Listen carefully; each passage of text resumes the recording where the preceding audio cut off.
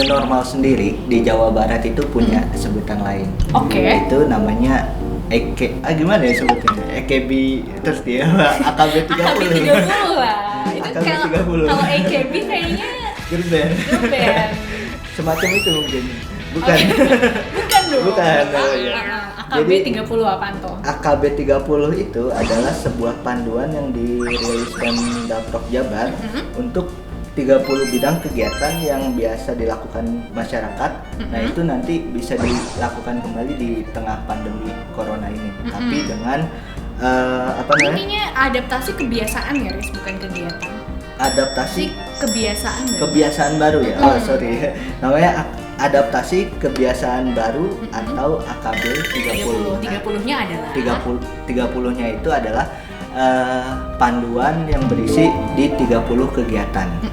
Jadi ada 30 kegiatan yang ada pedomannya. Iya, ada pedomannya. Nah, itu yang sebelum pandemi itu berjalan normal, nah nanti diatur di tengah pandemi itu seperti apa sesuai protokol yang sudah dirancang gitu.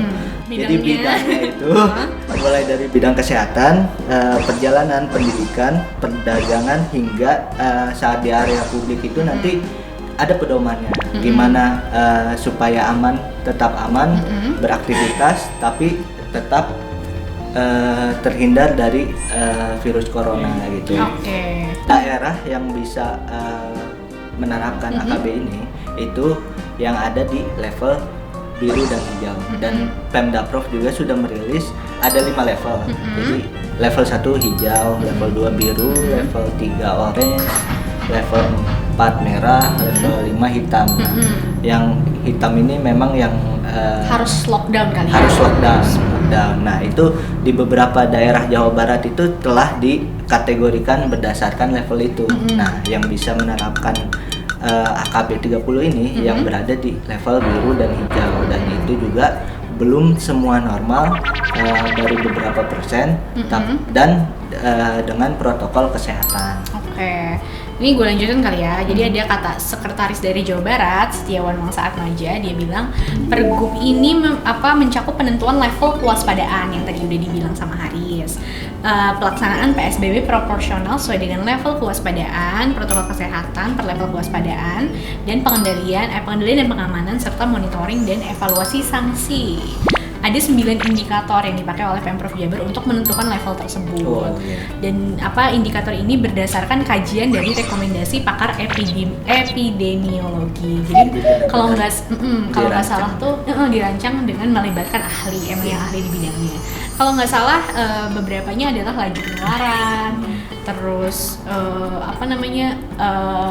bukan laju, rate kesembuhan, kesiapan fasilitas kesehatan dan lain-lain. Dan perlu sobat JDS tahu juga sebelum menerapkan AKB ini, suatu daerah itu harus mengajukan ke Menteri Kesehatan untuk pencabutan PSBB-nya dulu. Misal Kota Bandung ini mengajukan ke Menteri Kesehatan untuk menerapkan AKB 30, dan dia harus mencabut dulu ke Menteri Kesehatan, dan nanti Menteri Kesehatan itu akan mengkaji dulu apakah daerah ini memang layak untuk menerapkan AKB itu atau belum. Bisa jadi belum. Nah, yang diasas sama Menteri Kesehatan ini apakah boleh dicabutnya atau boleh menerapkannya? Soalnya kan kayak penerapannya dari Pemprov Jabar. Iya, penerapannya kan dari Pemprov Jabar. Nah, pencabutan PSBB-nya dari Menteri Kesehatan. Karena dulu. saat ini di Jawa Barat semuanya masih PSBB ya. Iya, masih PSBB. Sudah diajukan karena diajukannya ke Kementerian Kesehatan, untuk mencabutnya juga harus dikaji dulu oleh Kementerian Kesehatan. Baru nanti ke Pemprov. Apakah ini udah bisa AKB 30? Nah, kalau sudah disetujui dari Pemprov, baru nanti ada penerapan itu di daerah tertentu, di daerah tertentu aja, bukan di semua Jawa Bukan Barat. di semua Barat. Iya. Nah, tapi tadi yang udah ada level-levelnya tadi ya? Iya, yang udah ada levelnya. Nah, jadi AKB ini akan berlaku sebagai new normal di Jawa Barat gitu, untuk perlahan-lahan kembali menghidupkan aktivitas dan ekonomi masyarakat, tentunya dengan tetap memperhatikan perilaku bersih dan protokol kesehatan. Nah, saat PSBB berlaku kan bisa dibilang aktivitas fisik dan ekonomi itu tertidur, mati suri lah istilahnya. Kita harus bangunkan. Iya, banyak orang yang harus kerja dari rumah, yang masih harus ke kantor pun pasti ada penyesuaian kerja untuk mencegah penularan virus di kantor juga dilakukan di beberapa tempat. Bahkan banyak juga pekerja yang dirumahkan karena tempat kerjanya nggak bisa beroperasi akibat pandemi. Mungkin karena penghasilannya turun dan mereka harus mengurangi jumlah karyawan ya, dan harus dirumahkan. Nah, kira-kira apa ya pendapat warga Jabar mengenai AKB 30 ini? Hai Ica. Hai Ica. Ya, jadi Ica ini adalah seorang tutor bahasa Inggris ya Ica ya. Nah, saat lagi PSBB ini kan banyak banget dari kita yang harus kerja dari rumah gitu ya. Nah, kalau Ica sendiri mungkin boleh dong diceritain pengalamannya gimana sih selama PSBB ini bekerja dari Kumun, apakah ada kebijakan WFH atau kebijakan lain? Kalau dari Kumun sendiri emang dari pusat itu nyuruh kita untuk WFH semuanya. Jadi kita semua instruktur kelas itu menghubungi murid-murid dari kelas, terus dari rumah maksudnya. Terus PR karena Kumun itu kan mereka harus ngerjain PR setiap hari, jadi berlatih setiap hari. Nah, PR-nya itu dikirim lewat ojek online ke rumah kita. Ya, nah berarti kan Pak, kan biasanya kalau teman-teman di bidang lain misalnya atau industri lain banyak yang ada kebijakan kerja dari rumah untuk mencegah kontak fisik gitu ya. Nah tapi kalau di Jasa Marga bagian customer service ini sendiri dia ada metode lain gitu ya untuk mencegah menyebarnya virus. Sebenarnya karena kerjaan aku dua, jadi kayak takut sih sebenarnya, karena di Wordba itu sendiri aku ketemu orang-orang yang lebih bermacam-macam gitu kan. Nah, kalau di Kumun sendiri karena aku ketemunya anak-anak, jadi aku khawatirnya dari Wordba tuh aku membawa virus terus yang kena malah anak-anak di Kumun gitu. Aku takutnya kayak gitu.